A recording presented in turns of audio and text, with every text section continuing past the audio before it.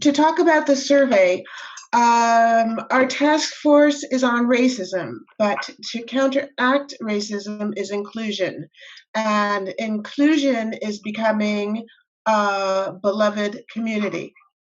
So the survey is completed. It's ready to be completed by you.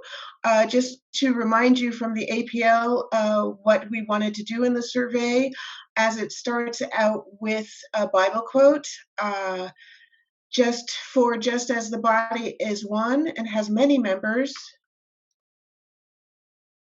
excuse me, and all the members of the body, though many, are one body, so it is with Christ. For in one Spirit we are all baptized into one body, Jews, Greeks, slaves, or free, and we were all made to drink of one Spirit. So we have the resolution by the convocation to carry out a complete self-study of the composition of our congregations, because unless we know who we are, we really can't know what direction to take. We want to find out in our Episcopal churches in Europe how we can instill inclusion within the representation of our parishes and missions.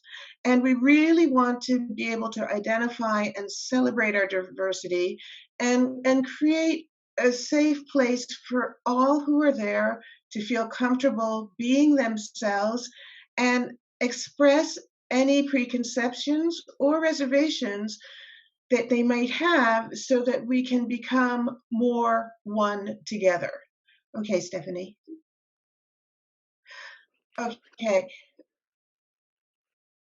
So our objective, I don't know why that's there twice, but what we want to do is we want to see where we are coming from as a people. How did we arrive in the country where we are and in the church that we currently attend?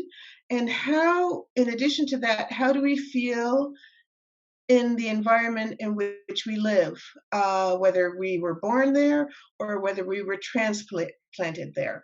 So all of this takes place in the survey, and we can go to the next slide.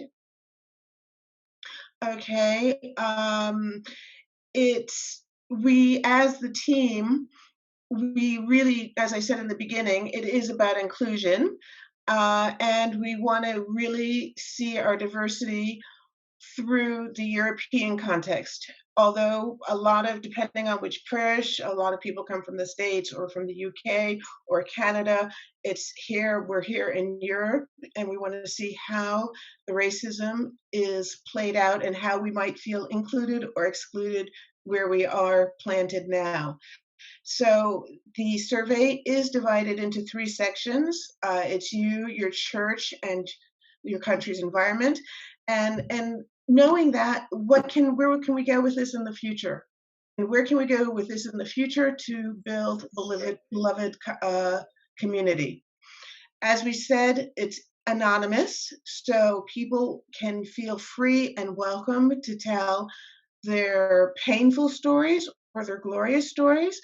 And we want this to really be real and hands-on, and move away from the abstract discussions. I think we were talking, and Dr. Meeks talked about a sociological context. We really need hands-on information so we will know how to move forward. And with this information on who we are, then we can really see where we need to go, not where we need to go, and where we would want to go. And this will empower our churches and their leaders to promote greater inclusion. So with that, that's what we did with the beginning of the survey. Before we go into the logistics, as I said, we start with a prayer and a text from the Bible, and we close with one, because we are people of the word. So I just want to end with this. What then, brothers? When you come together, each one has a hymn, a lesson, a revelation, a tongue. or an interpretation. Let all things be done for building up. And I will take it from there. I think you can hear me. So here is a link, and that link will be, so this is the very practical aspect of it. So that link will be communicated to the coordinators in your churches and missions, so they can decide what is the best strategy to distribute the survey so that a maximum of members of the parish or mission fill it out. There is also a QR code, which will be given to your coordinators as well. The survey is currently active and will be open until December 6th. So that gives you some time to get organized before you can pass it out, and strongly encourage your community to fill it out. Please strongly encourage people. Everyone, every single person counts. Every single voice counts. It is set up in such a way that no personal information, I did it myself, I can assure you this is what I checked, is collected when one fills it out. It is in English, German, Italian, and French, so that nobody can be left out. Sorry if there is any glitch. My personal apologies if that's the case. And you can fill it out on a phone, on a laptop, tablet, on paper also. So your coordinators will be responsible to do that. We try to encourage not to fill it out on paper, but we didn't want to leave this possibility out in case somebody do not have access to a laptop or a phone.